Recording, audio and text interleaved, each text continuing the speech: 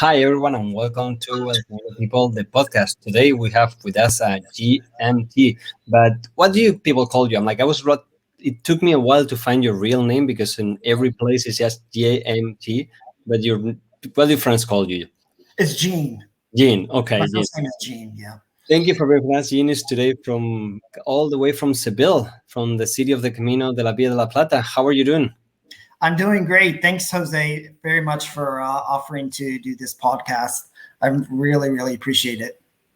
Thanks to you for joining us, and for one more, talking about the Camino. I always say that, during this time of COVID and we all been in home, we've been all walking in different ways, and this interview is it's a way to, to discover more and to learn more about the Camino.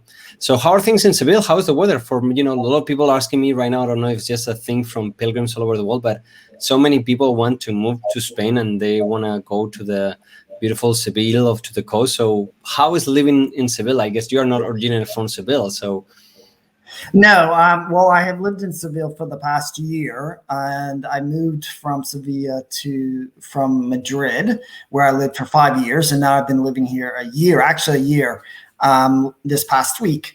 Right now, the weather is great. Actually, it's kind of the perfect time to be here because it averages between 28 to 31. So during the day, it's always blue skies, and in the evening, it's a little cool. It's kind of that entry into autumn or to fall, and it's beautiful. And today, of course, we're doing the interview on National Day, yeah. and everybody is in a very festive mood, as you know, here in Spain. Yeah, and the whole Camino is overbooked. I'm like, this will be, podcasted in another day. But I have a lot of pilgrims contacting me. I'm like, Jose, what do we do right now? The Camino, the last 100K are full booked because the weather here in Spain has been amazing. Everybody's coming from all over the place to walk the Camino. The Camino is fully alive. I'm like, there is like 120, 150 pilgrims coming from Roncesvalles, and it's incredible. It's just so strange because this time of the year is not normal for so many pilgrims, and also usually they are the retired kind of, but this year we see a lot of younger crowd in the Camino. Well, as you know, Sevilla starts the Camino de Via de la Plata, and here around the corner from where my apartment is, I live in Barrio Santa Cruz, and the plaza is the Archbishop, the old Archbishop house, and you can buy your certificate there, to be able to use. Yeah. Yep. So have you seen any pilgrim in Seville in your time been living there? Yes, definitely this past summer. Not so much in the spring, but ever since probably June to now, it seems to be increasing, and you see them because their backpacks, because those pilgrims will have their backpacks on and basically how they're dressed. So there's definitely more and more pilgrims since the summer, starting from the Via de la Plata. Yeah, I guess the Via de la Plata, for the ones that don't know, is the Camino that goes from Seville all the way to Santiago de Compostela. And during the summer, unless you're really used to walk and really used to the high temperatures, and it's not really, one of the Caminos that you should walk because it's really, really hot. As you say, right now we are in October and the temperatures are close to 30 degrees. So can you imagine during the summer, it can go up to 40 with no problem. And it's one of those Caminos that you don't find a bar in every state. Maybe some days you will be walking from point to point and there's nothing in between. But one of the ones that I think is getting back to more alive, a lot of people, they do it as the second or third Camino, when you're looking more kind of like the Camino where you will expect someone to read your book, no? Correct. Absolutely. The Via de la Plata it's a long route. It's longer than the Camino Frances. So I have not walked the Via de la Plata, but since I live in Sevilla, that could be a potential opportunity in the future. Totally. So, I always would, before we start the interview and we get to talk about your book, about your Camino story, we always do the 1 minute questionnaire. Remember, we have here the set of questions, and the whole idea is to see how far you can go with 1 minute. They're all Camino related, and the whole idea is not to overthink. Whatever comes to your mind, just throw it. Are you ready? I'm ready. Let's go for it. Your first Camino? First Camino was in 2016. One city? Pamplona. One meal? Menú de día. A memory? A memory. Puerta de Reina. De la Reina, okay. A happy moment? a happy moment. Ringing the bell in it's outside of, it's before you reach Pamplona. It's I can't remember the name of the village. Zabaldica. Yes. One color. Blue. Canteen or camelback? Say that again. Canteen or camelback? Canteen. Coffee, solo, con leche o cortado? Con leche all the time. Tortilla with or with onions? Tortilla con onions. Cebollos. Apple or Android? Android. Okay, so it's funny because a lot of people have that memory of ringing the bell in Zabaldica. It's one of those places that, for being at the beginning of the Camino, so many people have in their heart, and it is sad because it's been closed for the last 2 years because the nuns that run it, they couldn't be able to be in touch with they're all so they've been. I don't know if they are open yet, but I think they're probably, hopefully soon they will be open. So tell us. I always have the same question. You're from the States. When did the Camino, arrive into your life? How did you find out about the Camino de Santiago? I'm kind of unique in that perspective because prior to moving to Spain in 2015, I had not heard of the Camino. Wow. It had never even registered on my mind. I moved to Spain to pursue a postgrad. Or a graduate degree, where I went to the University Carlos III in Madrid, and received a degree in industrial economics. And that first year, the first year, I didn't really know that many people. So I went to this group for a annual Thanksgiving, American holiday, as you know, Thanksgiving, in November. And it was sponsored by the U.S. Embassy, I believe it was. It was like Americans in Madrid or something. Mm-hmm. And during this Thanksgiving dinner or celebration at that time, I met a girl who had walked the Camino. And that was my first introduction. Her story at that time was my first completely introduction. And the way she had described this was so literally foreign to me because I'd never heard of it. And I never really had thought about a pilgrimage per se. And I never, I couldn't really comprehend what she was really telling me. I knew that it was, a part of Spain as she was telling me this. And she herself was American. And during that course of that dinner, she kind of confessed to me about her experience. And I think that was the first seed that was planted. So you haven't heard at all, even from the movie The Way, neither books or friends or anyone, nothing related to the Camino? Nothing. It is incredible because a lot of people, nowadays they think, there's, in a way or another, there's still people out there that haven't heard from the Camino ever. Yeah, well, I mean, it is 2021, so 2021, I'm surprised. But if it just was never in my peripheral experience. Yeah. And I had traveled prior to moving to Spain in 2015.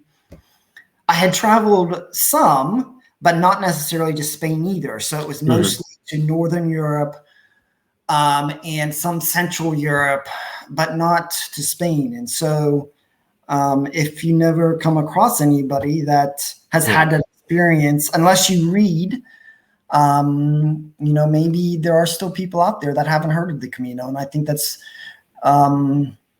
interesting in today's time, but also can be opportunities for people to tell their stories of how the Camino can be transformational.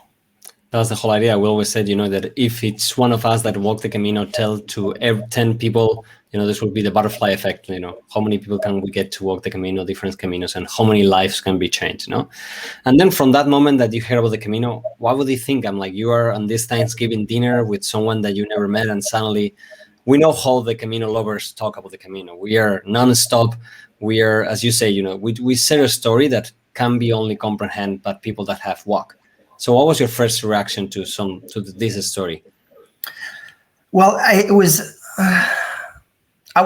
amazed that a single female walked this route for 35. She told me she had done it in 33 days, and it was the Camino Frances. So, so I was amazed for her courage, and I was amazed that she ventured out on something that I assumed didn't have a lot of knowledge prior to as well. And so this was kind of the seed. I didn't really, after I met her and after she told me her story, I didn't really dwell on it that much, honestly. Sometimes all you need is kind of a seed to be planted, and then by God's good grace, it comes to work in its own time. So I had to start my master's degree, and it was my master's degree at that specific university was complex. It was extremely very difficult. And I had put that first seed that this girl had told me, and I never saw her again. After that first meeting until 2016. That first year I had completed the first year of my master's degree. That whole between 2015 and 2016, it was so difficult that and I was at the point where I was contemplating whether or not I was going to finish it. And then this seed comes back up into my head that maybe I just need to take a break from the university. And I was also separate. Yeah, I guess a lot of people. I always take to people that sometimes the Camino is planted in some way. For me, I've been living in front of the Camino all my life, but there is that moment that I always say it, and I repeat myself many times, but the Camino calls you in a way. As you were saying, sometimes you just need to leave everything behind and walk. So in your case, that was after a year that you finally decided, take a break from college. And for the ones that have been going through master's or PhD, they know how hard it is, and living abroad in another city, I'm like, it's something that, and I guess when everybody goes to the Camino searching for that time and time to, to think. Yeah. So, I could not return home. I was separated from my family, and, I still had this, I needed a break somehow, mental break, because I was literally exhausted. And I don't know if you've heard anything about the university I went to, but it's supposedly very reputable here in Spain. Yeah.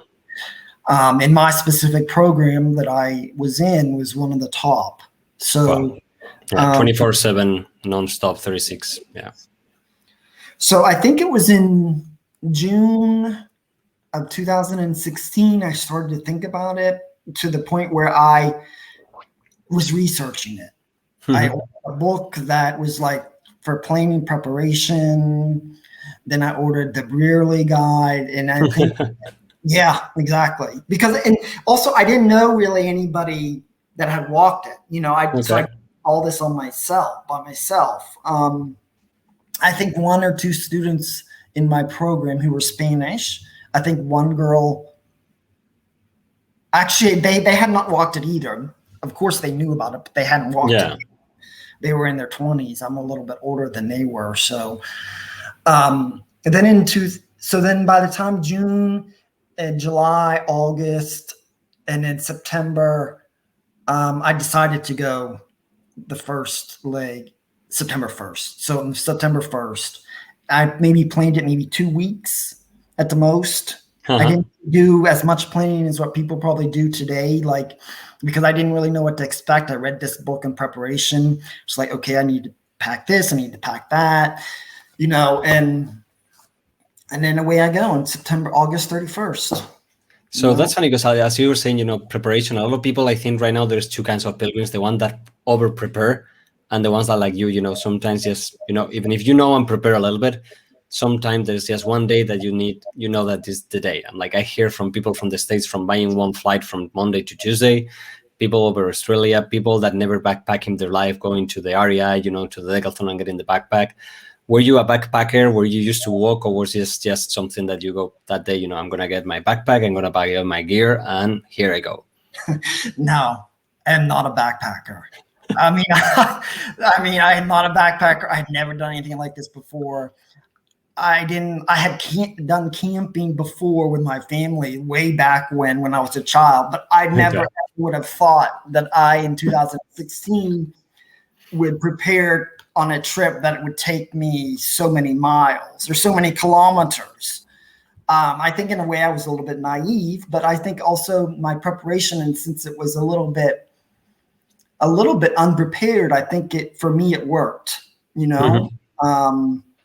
For me it worked. Yeah, I think that's the way. So some people just need different things. So what did your family, friends, and like your colleagues from Madrid thought when you were saying, I'm going to take a break and I'm going to go to do this pilgrimage?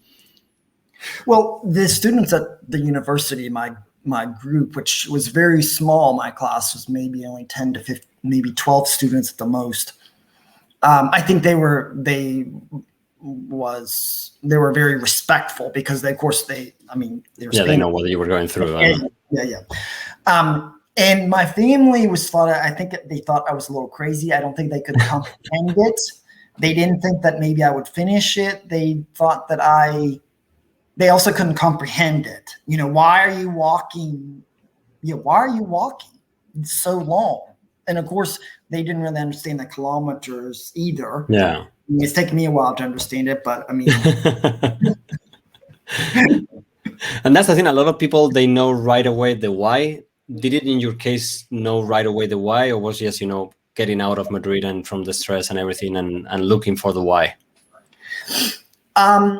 I wasn't looking to really get anything from it in a way. I was more so to de-stress and also to provide. I remember when I was walking and some of the people I met, I remember telling them that I was also walking to give thanks to God for just being alive. So I wasn't looking for answers.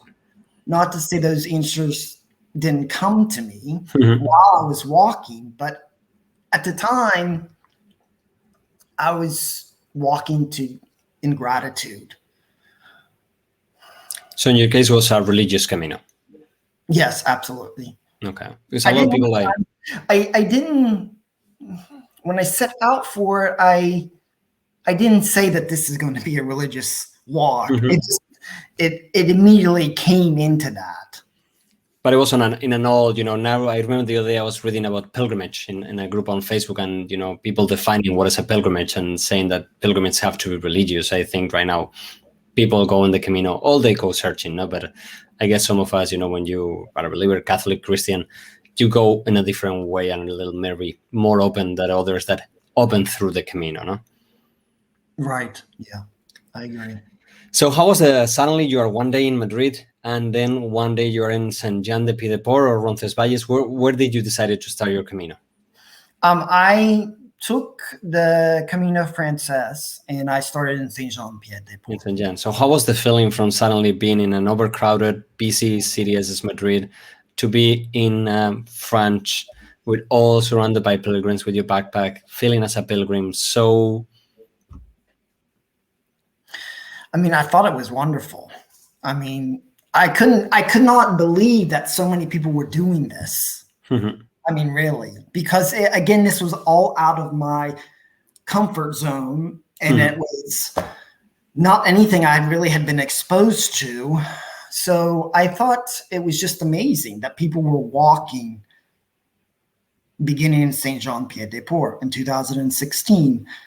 And it's so weird that that same day that I met people, I came across people on that same day when we were waiting in line to get the credentials at that time that I didn't,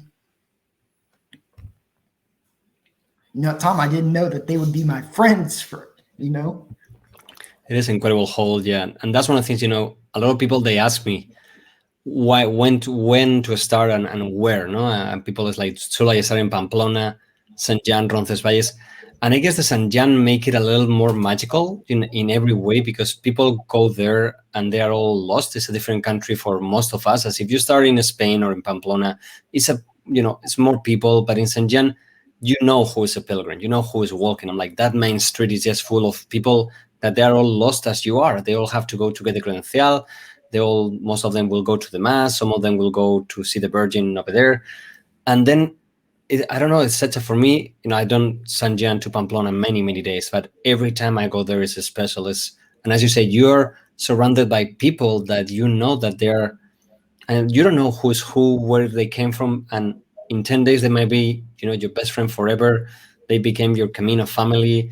You will be sharing with them stories that you never shared even with your friends. So it's magical. Everyone, when people ask me like, where should I start, I tell, if you can, Saint Jean without a doubt. I'm like, there's no way you should go to Roncesvalles and also to Pamplona, because you're missing something that makes the journey what it is. I don't know, how was your first day? Because a lot of people, some people complain about the day from Saint Jean to Roncesvalles being too hard. And like, for you not being a backpacker, how hard was it?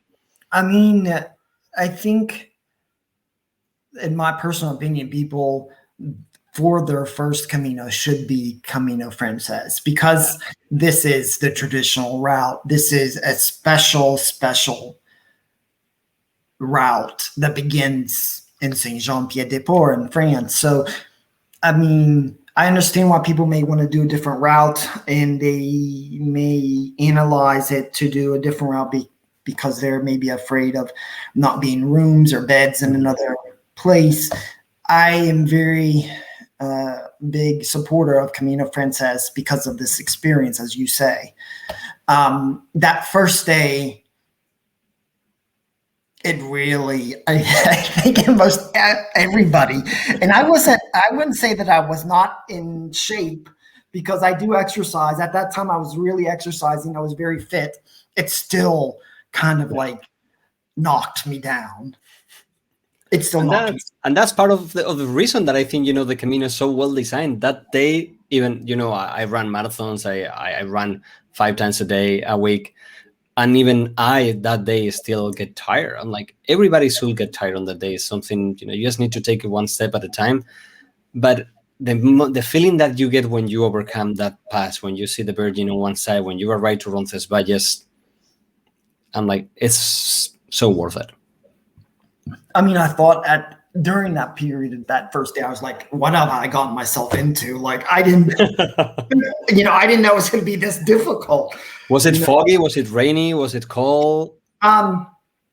It started out foggy, which is probably most of the mornings in Saint-Jean-Pied-de-Port and the Pyrenees during September. So yeah, it was cool, Because for me, every time that I usually walk it is in the summer, but this year in the summer, the last time it was foggy, probably like till 2 p.m. We have to rescue a woman that was lost walking on flip-flops.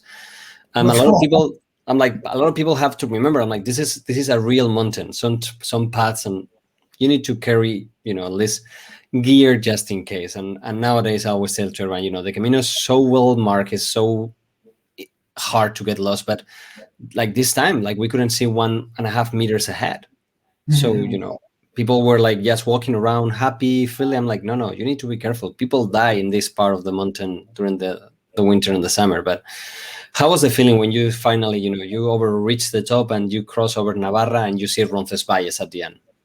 I mean, at Roncesvalles, I was exhausted. I was tired. I was glad to get a bed, because at that time, I was lucky to get a bed. I remember that I was so hungry because I had not. I think the only time I stopped to get something to eat was someplace on the mountain where some guy was selling. Oh, cheese. The old guy with the band, yeah. I was so hungry that day when I got to Roncesvalles that they ran out of food. So wow. This was in 2016. Like you had to buy it from the vending machine, and yeah. I was like, I don't remember what I ate, because I just ate something because I was so freaking hungry. Because I had walked all this, I think from Saint Jean to Roncesvalles, what is it, 27 kilometers? It depends. If you go all the way straight down, it's about 25, 26. If you take the more slow, it's about 27. And if you go to the Piedra de San, to the Vog, there's like about kilometer one more. But still, it takes up and down. I'm like, it's and on your first day, it's a nightmare. Yeah. It's hard. So how was the Camino? You start walking, finally you get to walk your first week. Was it what you expected when you talked to this lady and the Thanksgiving, or was it different than what you expected? Well, it was at that I didn't really think of that lady or the girl that I had met during that time.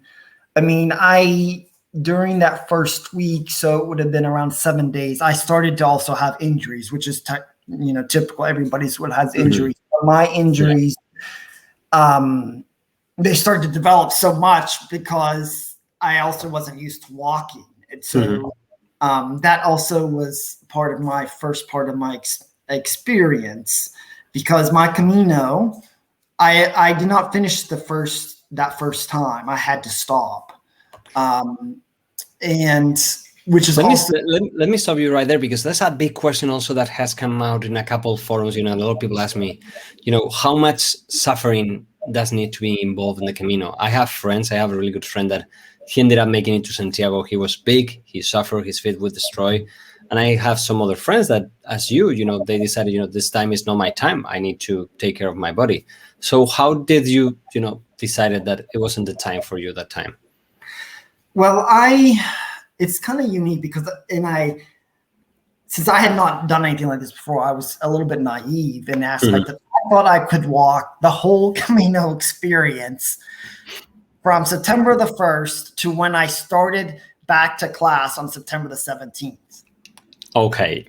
Yeah. So this is how naive I was. I was like, so it's not going to take me that long to walk 10 And you were planning the whole Camino. And we're not talking about just a part. You were planning to do from San Jan to Santiago about 700K in 17 days. That's what I thought. I mean, hey, the world record right now, San Jan to Santiago is in 6 days and 10 hours. And I even had the Brearley guy who had it in stages too, but I don't know why. I mean, it was my naivety. So I mean, my injuries got to the point that I had a torn Achilles tendon. So I tore my happens a lot in the Camino, the Achilles, because people don't know to walk up and to walk down, and they put so much stress on the back. I had to have a rest day in Bellarado, and it was the most, probably these people it was at the Hospitalera, the main Hospitalera in Bellarado. I remember it because the people were so great. They helped me. They allowed me to stay the night. My foot and ankle was swollen twice the size because of this torn tendon, and they knew I was in pain, and it hurt because I'd never had that. And it hurts a lot. I'm for what I hear, the Achilles is one of those painful things. The Hospitaleros were from Switzerland. Okay. That they came in every year, and they called the farm. It was on a Sunday, and the pharmacist was closed. They called the local pharmacist. The pharmacist opened specifically for me so he could treat me and give me medication. I mean, that to me, in one way, in walking the Camino Frances in 2016, also made me realize it should restore my faith in humanity, of how good people genuinely can be without expecting anything in return. Yeah, it truly is. That's one of the things that when you walk the Camino, you realize that people are good. The only thing is the media, and we just focus on the bad because it makes more noise, but there's so much good around us. And in the Camino, you just realize, because every little thing just happens around you, for you opening the pharmacy, the hospitalero, but just everyone that walks around is just there for you. Yeah. So how was it when you finally have to decide and say, I need to stop? I only lasted I think it was only another day and a half. And I stopped at San Juan de Ortega. So it was one stage longer. One stage longer, and it was right before Burgos. I really hated to stop, but I was because I also had met friends during this period of 12, 13 days who had gone on, and I wanted to go on with them. Yeah. And that's one of the things that sometimes the Camino family Yeah, I couldn't, and it broke my heart. But also, I had this freaking university calling me back that I had to be back at September the 21st, I think, and so that was a stressor. That also began to be very stressed, and I knew that I couldn't miss it, because if I missed it, I wouldn't have been able to complete it. Yeah, and that was your reason for being here. I'm like, that's the tricky part. Like, sometimes where do you put the limit on pain and effort? I'm like, in your case, the Achilles. If you turn your Achilles, that's a major surgery, and that takes a while. And I seen more than one pilgrim ended up, with Achilles not torn, but really within pain. And there's no answer. A lot of people that are like, there's supposed to be no suffering in the Camino. I'm like, yeah, some suffering is always okay. When I run, I suffer. When I go extra long hikes, suffer. But where do you put the limit? We cannot tell anyone where. A lot of people, they can go with a lot of more pain than others. Some people, that pain may be, the way they do the Camino. In your case, that wasn't your Camino. So how was the going back home and the experience? Because at least you probably were feeling both, no? Happy because of the experience, and also pissed because it wasn't what you were expecting?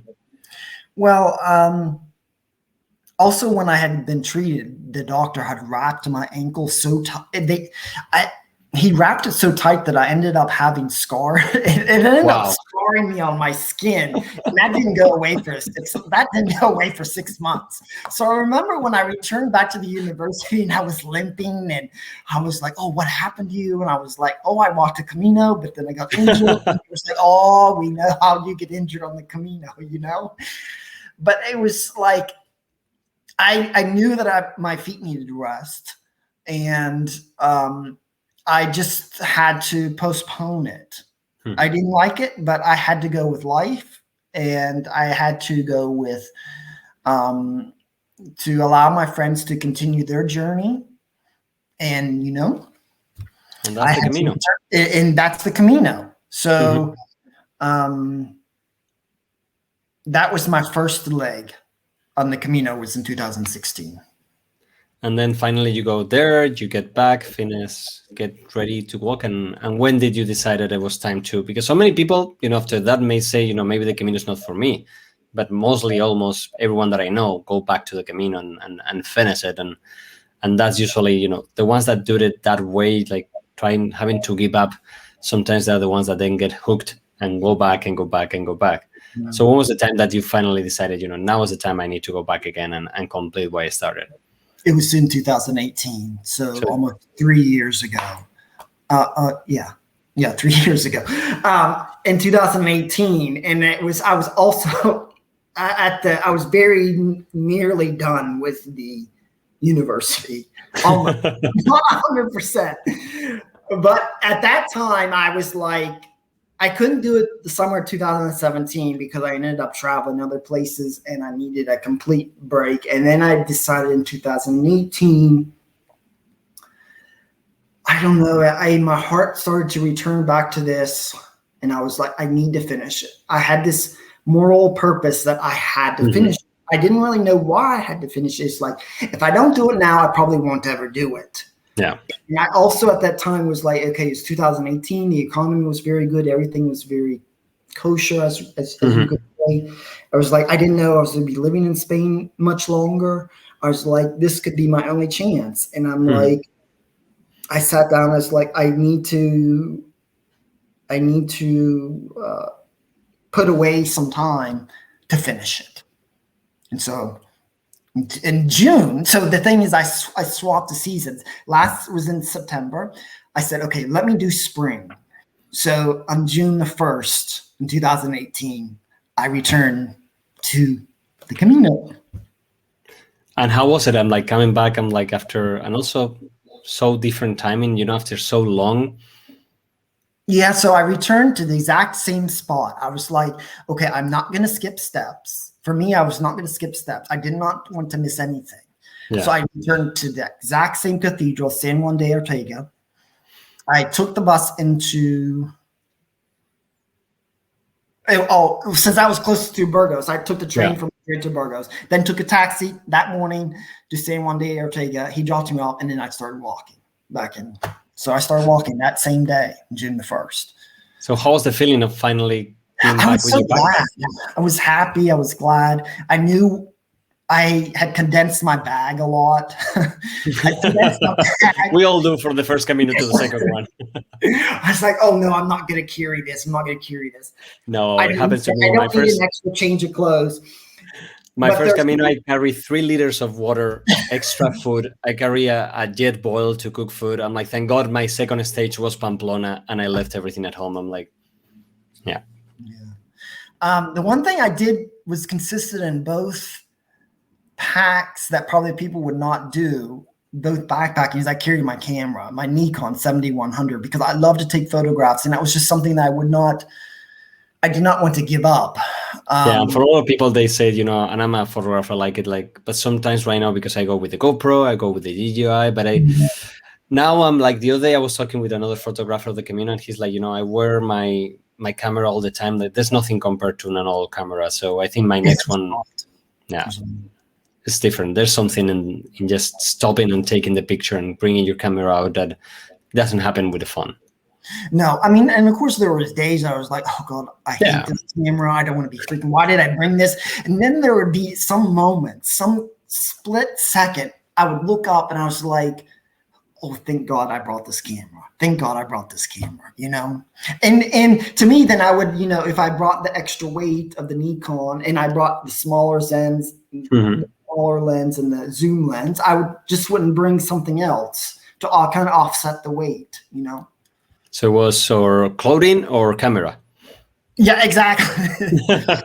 I mean, I knew from my first experience that I could buy anything I needed to buy at Decathlon. People don't realize Decathlon is the place. It's the best place to buy. It's so cheap, high, and right now they high. And that's the beauty of, you were saying at the beginning of the interview, how the Camino Frances is the best for the first one, because that's one of the reasons also, like anything you need in any moment, it's one day taxi away from you.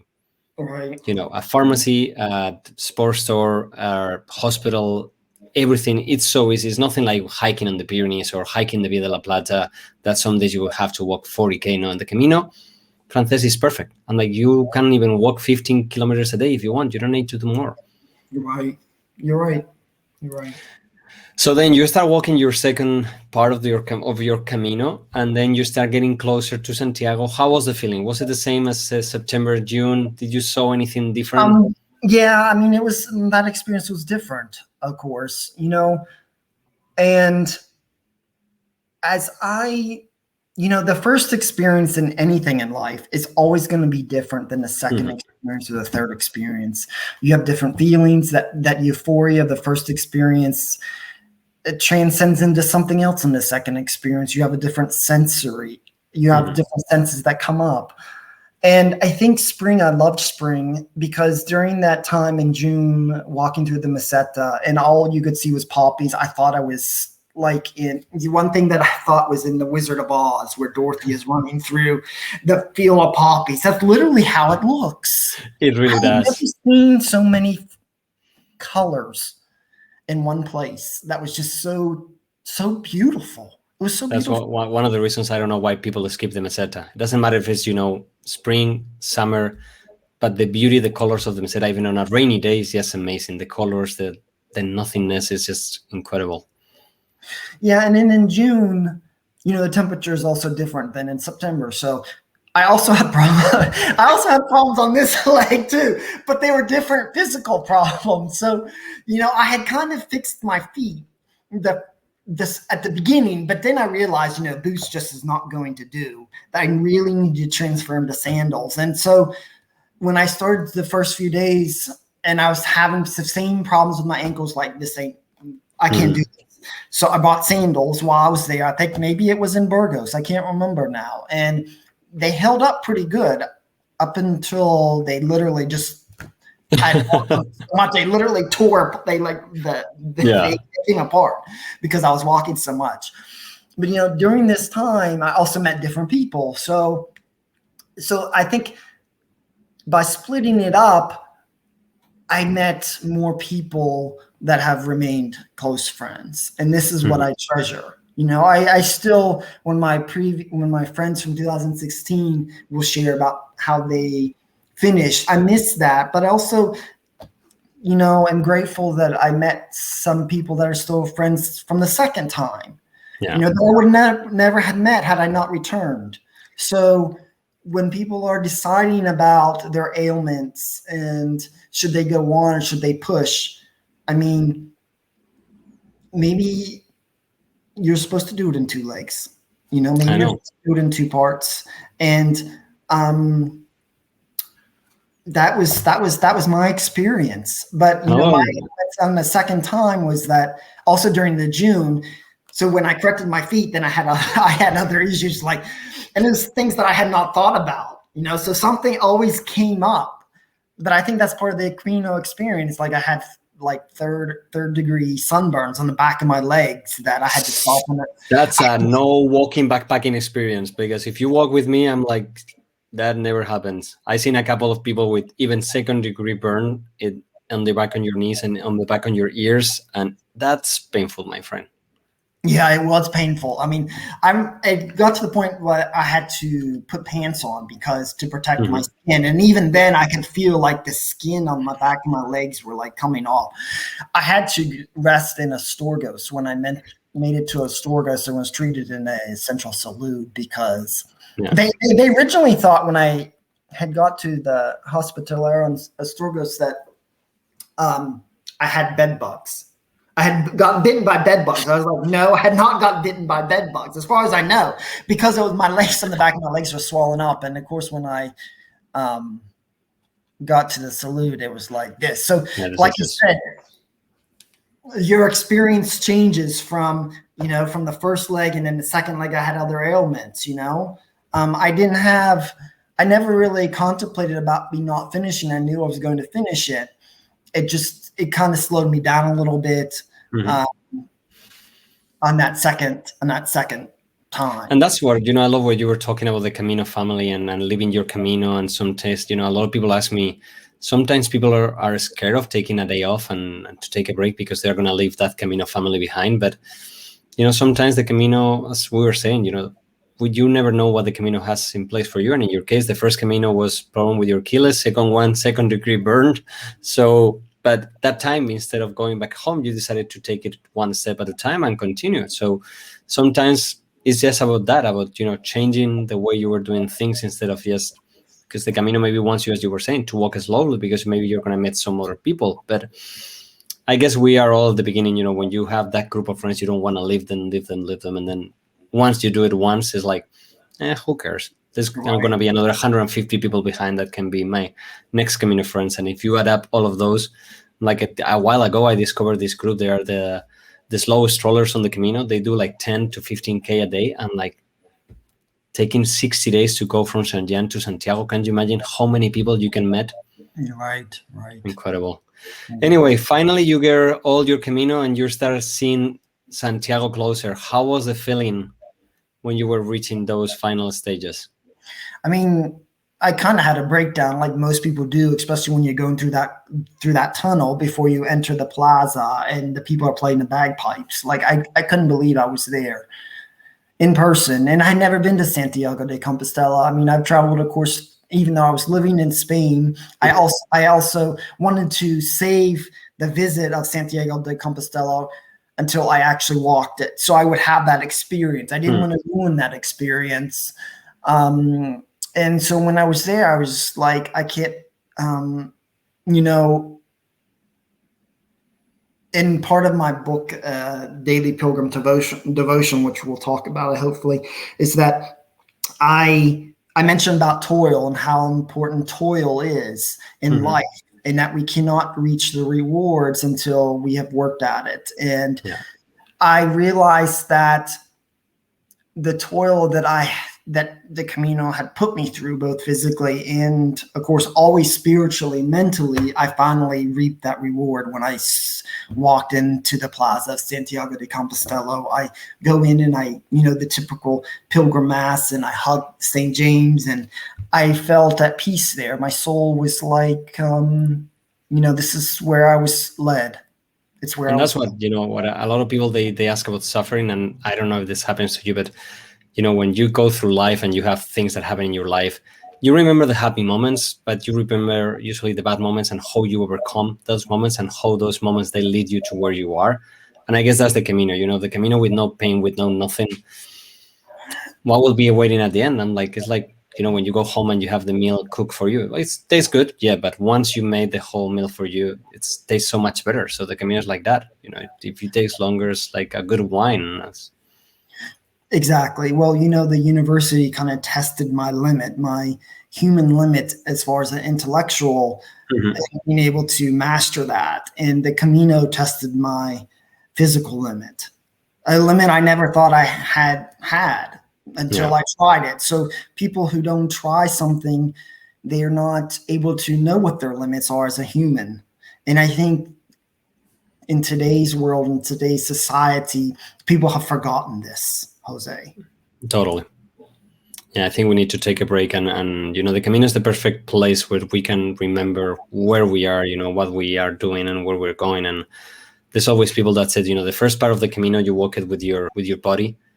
The second part of the Camino, you walk it with your mind, and the final part of the Camino, you walk it with your soul, no? Mm-hmm. And I think, that a lot of people, they say that they do the Camino as a sport of tourism, but if you go and walk the whole Camino Frances, don't call it God, call it whatever you want.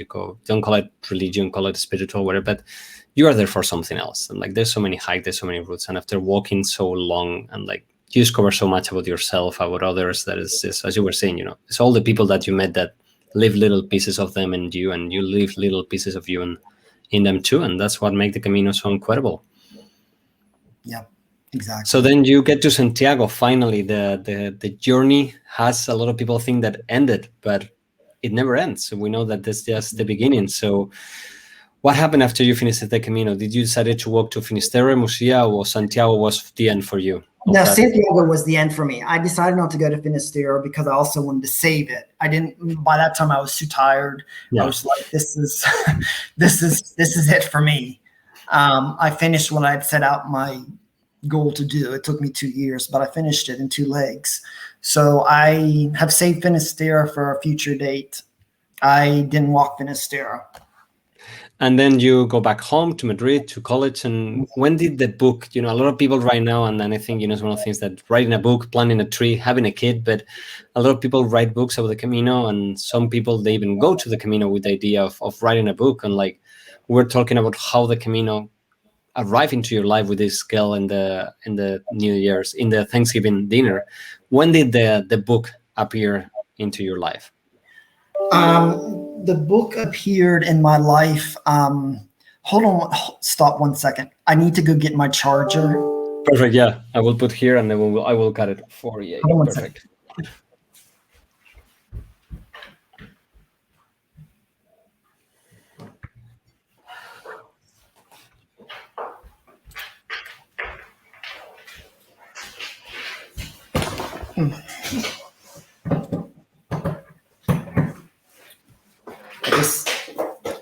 I just got the little beep on my laptop that yeah, I hear it. I'm like, yeah, you're running out of battery. Okay. Perfect. So we were talking about how the Camino got into your life. It arrived thanks to that, Thanksgiving dinner. But when did the Camino, and the book match? When was the first time that you thought, I'm like, I need to write a book about the Camino, or a book for the Camino? Because in your case, it is a book about the Camino, but also a book for the Camino. I never intended to write this book. Okay. I had not thought about writing a book at the time of my Camino experiences, both of my Camino experiences. I was researching to write another book that was going to be kind of my introduction as a writer. And that book is still on the horizon, but and I had done research on that specific book. I had been to Biblioteca de Madrid to be able to look at a manuscript from the 11th century. I had gone to Greece, to Athens, at the Genetics Library to research this specific topic that I hopefully will write about one day. And so this book, I think This book I never had intended to be my first book. I think in the COVID was the catalyst. Hmm. Sitting at home in Madrid, that first part of 2020 in Spain, as we all know, was horrible. Hmm. We didn't know what was going on. Yeah. Um, I was in a small apartment, and um, I read a lot now, and so um, there would be always occasion that I would come by small little anecdotes or quotes from ancient philosophers, from uh,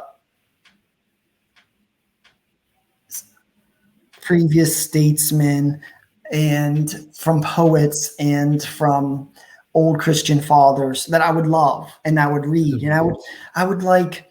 There was this one, and so I would kind of like, you know, and then from my background, like as an American, like I kind of have grown up on devotionals. Like, my mother would read them, my grandmother would read them, my great aunt would read them, and sometimes people would give them to me as gifts. And so they've always have been somewhat in and out of my life. I read I think one of the great devotionals that's not even that's not even religious, but it goes back to Greece, is Stoicism, that I had bought a couple years back and that I followed religiously, and that always really connected to me. And so Hmm. I don't know, when I was in the apartment in my Madrid during this awful time, I was like, I started to begin to think that all of these quotes are starting to pop in my head, and I'm like, I need to do something with it. I didn't know exactly what at that time. And so I just started to keep a little journal, and I would write a little quote here. I would write a little anecdote here. And then I would start picking out things from books and novels and things that I had read over the years. And then living in Spain, as we know, is Hmm.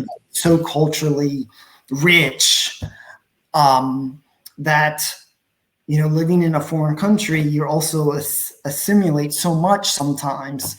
So I started writing these little quotes down, and soon enough, I collect enough of them, and I'm like, I did a little research. I said, nobody's done anything like what I was expecting to do. I said, there are so many books out there on memoirs and how people cope and struggle, and they tell their stories of why they have walked. My writing skill was never at that point where I didn't think I could do that. And this has been told, and it's still being told. And it's great that people are able to do that, but that's not where I was. Hmm. And so I wanted to kind of build on the strength of my experience, of my life experience, and also knowing the difficulty of the Camino, what you go through on a day-to-day basis. And sometimes, you may feel alone, and sometimes you don't know how you're going to get from point A to point B, Hmm. and you're about exhausted mentally and you're exhausted physically. Yeah. So I was like, what if there was a way that I could somehow write something that could kind of give people a way to meditate over an ancient philosopher or somebody who has written about pilgrimage, not only as a pilgrim, but also as life as a pilgrim, Hmm. life as a journey, because we're all going to the same place, Yeah. you know? And so this is how I came about writing a daily pilgrim devotional. And that's the name of your book. I'm like, you got it there over there. And for many people, like you were talking that you were raised with devotionals, but many people, I'm sure that they're listening right now to the podcast, they're like, what the heck is a devotional? So, so devotional is basically, it can follow either based upon a quarter, or a calendar system where you read either in the mornings or in the Hmm. afternoon, or really any time that you have time, you read a specific phrase. So you receive, sometimes they're biblical, sometimes you would read a biblical verse, and then below that verse, it's a meaning of the author of what that verse may mean to that specific person or could mean to you as the reader.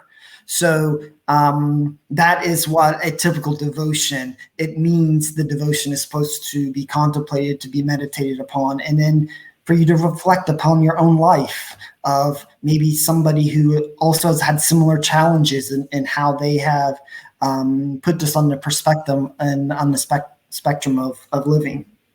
And that's for me, one of the things that I think the Camino, as we were talking at the beginning, there's so many books, there's so many guides, there's so many journals, but there hasn't been anything like yours, and I love, all my life I've been kind of like, with this kind of like, when I go with the scouts or whatever, with the church, they give you this little thing just to think about it, no? And I think the Camino, a lot of people, when you finish the journey or even do the journey, when you walk, there's sometimes that you don't have anything to think, and having just a small part of, a sentence, a script or anything, sometimes it allows you to start that process of thinking, a deeper process. And when you have quotes and someone can like guide you a little bit. So when I was reading your book, I'm like, this is amazing, because also it's not written just on a something that is just for you to read. It's just you to work on it. And like your book is written, and I have it right here. So for you to see, this is the daily, it's nothing, it's something that you can carry. You don't need to leave your pants or your underwear at home. Like doesn't weigh too much. But it has two parts. You have your day, whatever here, and you have the memorializing. So what was your idea when you were thinking about the two parts? Well, I knew that people write on the Camino. I also know that people typically write at the very beginning of the Camino, and then they realize they're also very tired by the end of the day, and they sometimes then don't do it because it also begins to be a chore. And so there's people like me that wrote once in the Camino and never again. I switched into Instagram, 10 pictures a day. I'm sorry, right. I'm not a writing person. Right. So I was like, how could I and also for it to be published, so I was like, a publisher would never accept something that is only so many pages. So in order to be able to combine the meditative and the contemplative part, I also allowed them to kind of jot down simple notes of that specific day. And that's what they're able to do on the back of each page, instead of carrying with them a big journal book, which people do at the very beginning, but then they realize, either it's too heavy. I mean, the book was designed specific to be lightweight. Mm-hmm. And that was my kind of goal when I was publishing it with the publisher, that it had to be a specific weight, so then that people were not afraid to carry. And I like that it's lightweight, but it's lightweight in both, the heavy weights and also the content, because sometimes a lot of books about the Camino, some other books, that they are more like religious or, meditational. There is too much to read. There is too much. They sometimes they guide you too much in that meditation. And in here is just as you were saying, and I have here a couple of the quotes, and there's one that I really like, this one that is in Spanish is Day 7. It says, Camino a Santiago, el peregrino aprende, entiende y vive. Ya a su regreso como testigo comparte lo que ha vivido, oído y aprendido.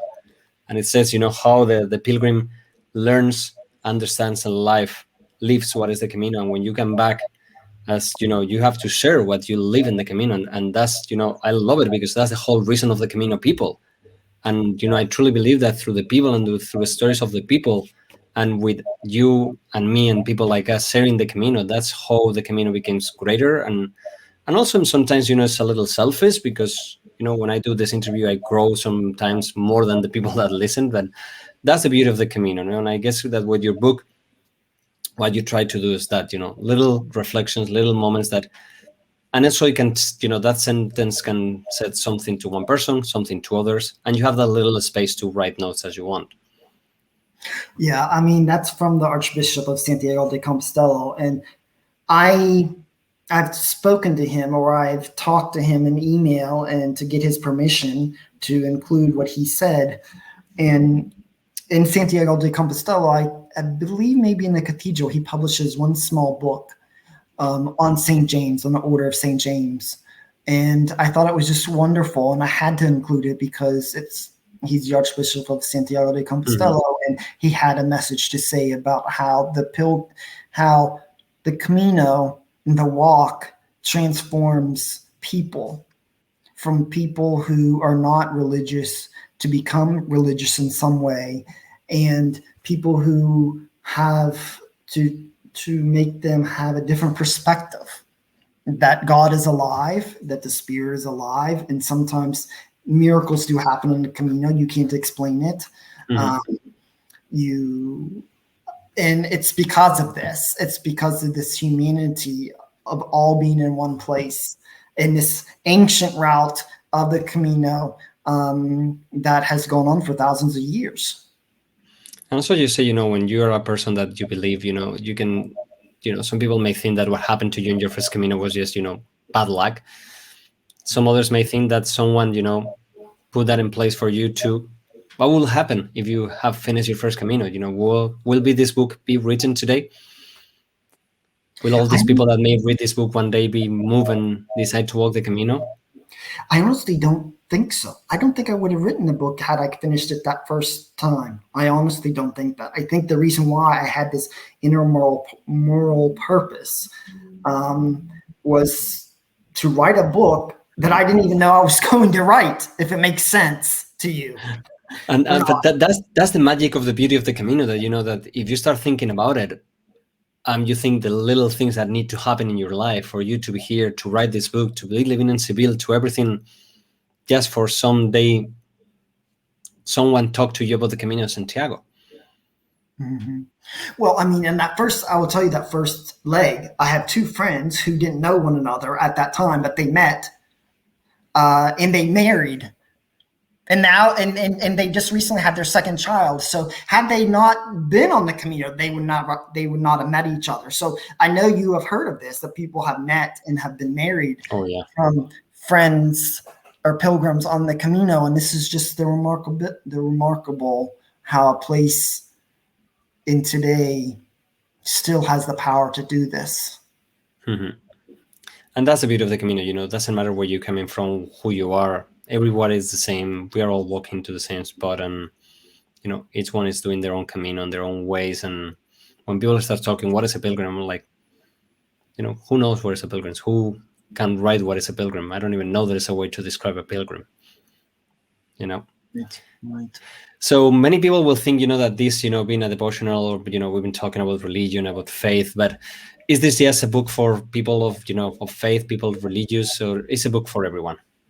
I mean, it's a book for everyone, and it was also designed for people at home who right now have not been able to get to the Camino for one reason or another, mainly COVID, because during this past year, you have heard of all these virtual walks. Mm-hmm. So perhaps you need a motivation to be able to follow the Camino, and you can do this by the book. Because the 35 days or 35 or so off days that I had included, I built it around the Camino Frances. So I had had in mind that if someone started at St. John Pied de Port to walk the whole way on the Camino Frances, that's how I kind of designed it. So are the quotes kind of like related to the stage that you were kind of like supposed to be? Some of it, yes. I honestly will say some of it, yes. Yeah, some of it was. So the day that you finally feel your Achilles giving up, that day where we're going to find something. Yes, correct. And what would you expect, from someone that is reading the book? Like a lot of people, some books are just to entertain, some books are to meditate. What do you expect to someone to get from the book?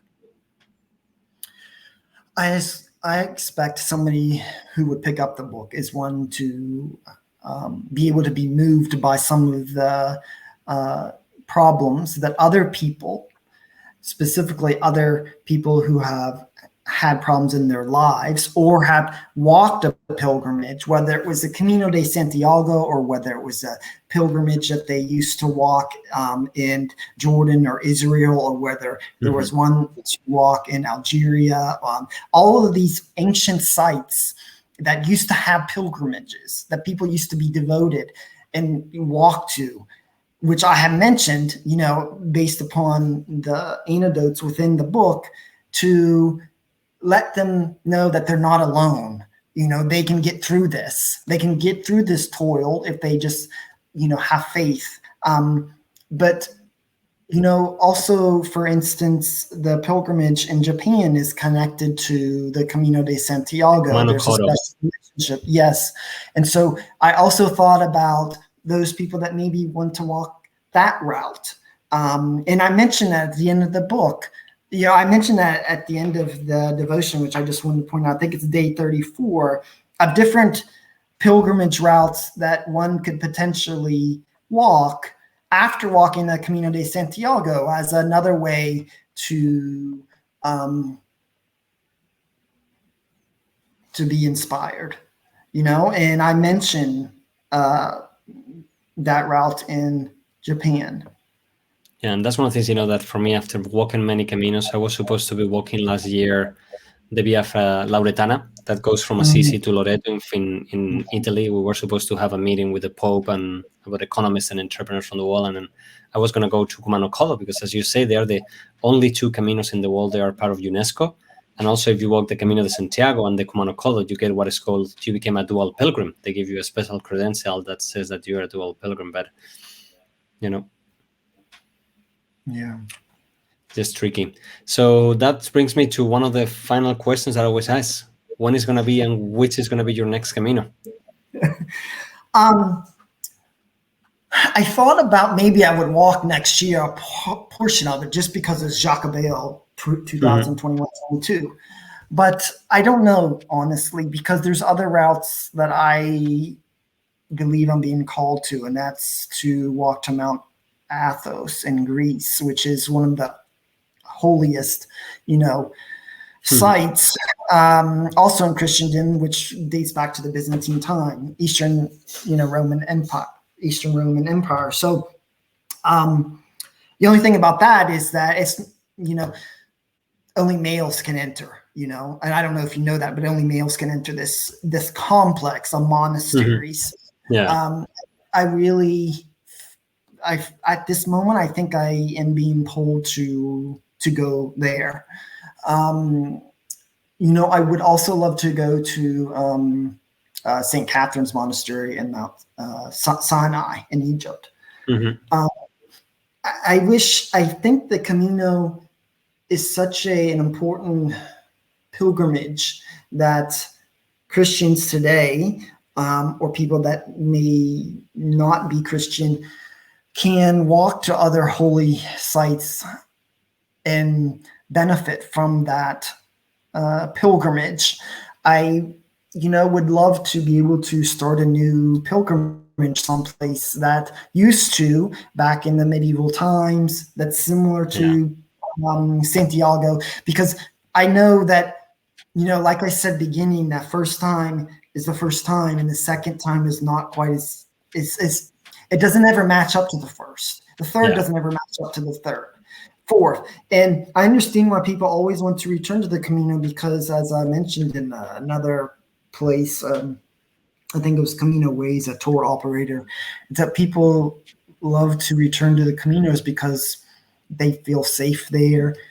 They feel a special being. They have a special being about them there. I never really want to return to a place out of habit. For me, I need to be for a purpose. So I would love to walk the Camino Frances again, but I don't want to, at this moment, it's not right for me. It's not right. Yeah, and I think a lot of people, when you start walking many Caminos, like for me right now, it's not about arriving to Santiago. Like this year, I walked from Lourdes all the way to Pamplona.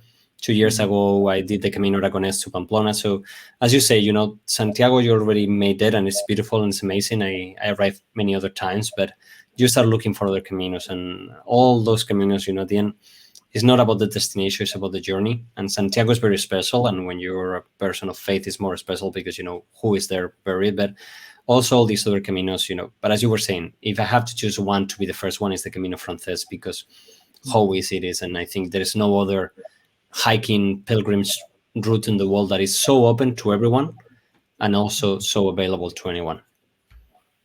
And I think now, after COVID, it's like, I think more people, I hope, in 2022, 2023, the numbers are like what they used to be before the COVID, and then even more so, because I think it can impact people's lives in such a positive way. And this needs to happen in society now, from what not only COVID, but also, politics, as well.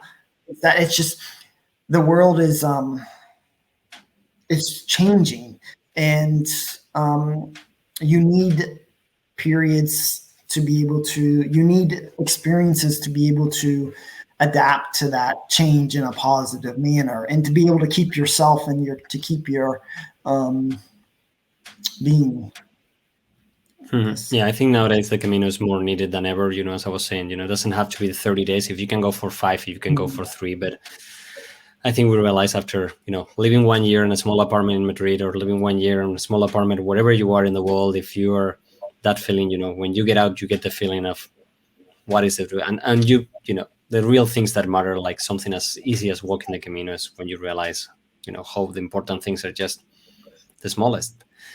Anyway, tell us where we can find your amazing book at Daily Pilgrim Devotional, that I'm already lucky one to have it, and we'll put also on the notes on the program. But so if you're in Spain, the best place is Amazon, because I know Prime will deliver it.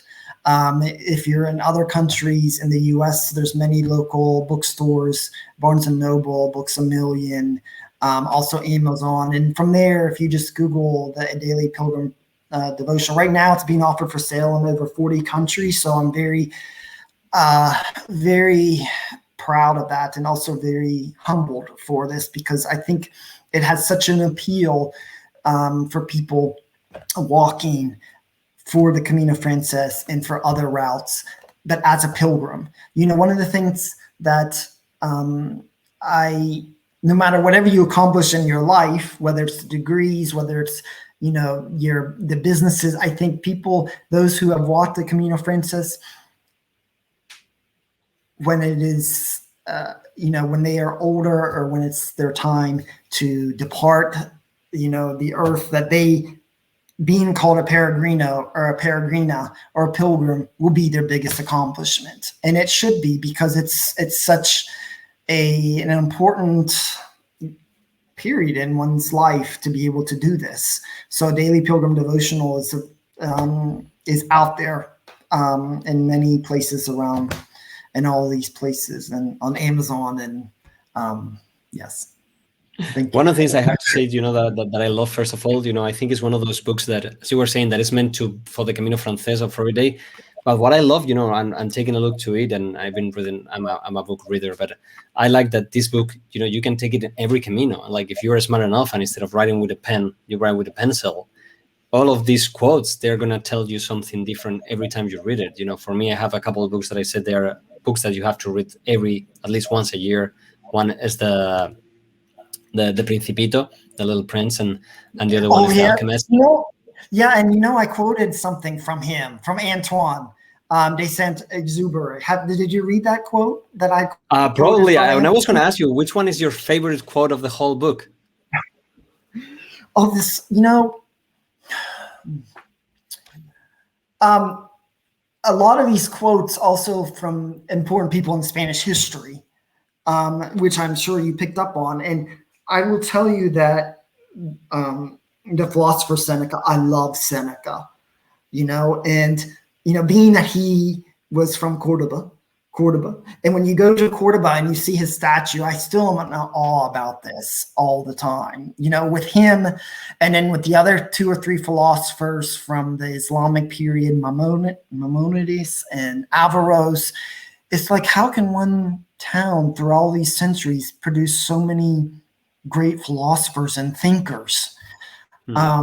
And then, of course, there's Washington Irving. One thing I will point out about Washington Irving is, and I did not know this until I moved to Spain, and maybe it's my own lack of ignorance, but in America and in the U.S., we know Washington Irving, but we know him from the story of what he wrote that normally is talked about during Halloween. The horseman.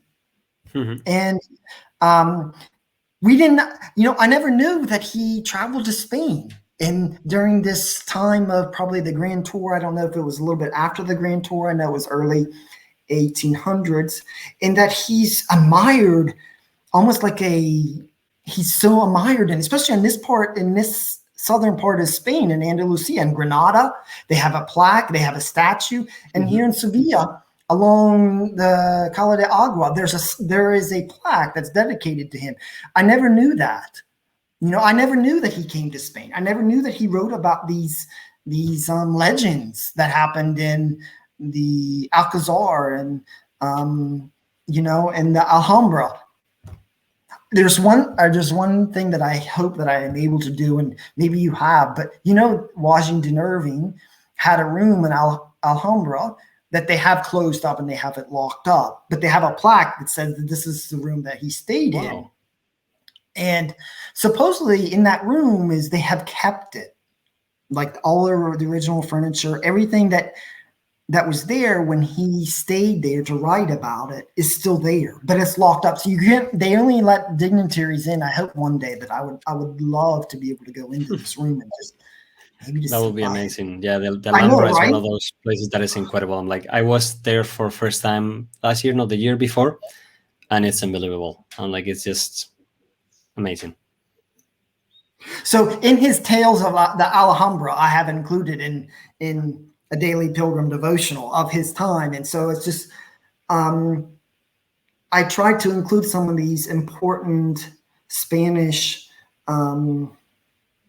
persons that also are world known because of their writings and because of their philosophy. And it was important to me because I also follow Seneca and I read a lot from Seneca, and I've read Irving, and I've read all these other people as well. So to say one quote, those are probably the people, the philosophers that I would talk about. Anyway, Jane, thank you so much for your time. Thank you so much for, opening your heart and opening your Camino for us. And thank you so much for creating such an amazing, tool that, as you were saying, it's great for the Camino to take you to deeper thoughts, but it's also great for when you're at home, also to keep up walking the Camino, because, for all the pilgrims out there that have walked the Camino, they know that the hardest part is to keep on walking while you're at home, to keep on walking while you're in college and school working, because the Camino at the end is beautiful, but we know that that time everything is easier. But the hard part is, and thanks to little books and like this, and that you can go back for the Camino for that little moment, and and in 5 minutes, people listening right now this interview, we know that the whole idea is just to take you back to the Camino, or just to encourage you to go to the Camino. And if we can do that, one book, one interview at a time, I think we have done what we're meant to do. Thank you, Jose, very much. I really appreciate the opportunity to talk to you. Thank you. And as we always say, I hope to see you soon in the Camino and grab a beer or something. And, buen camino, Ultreia. Buen camino.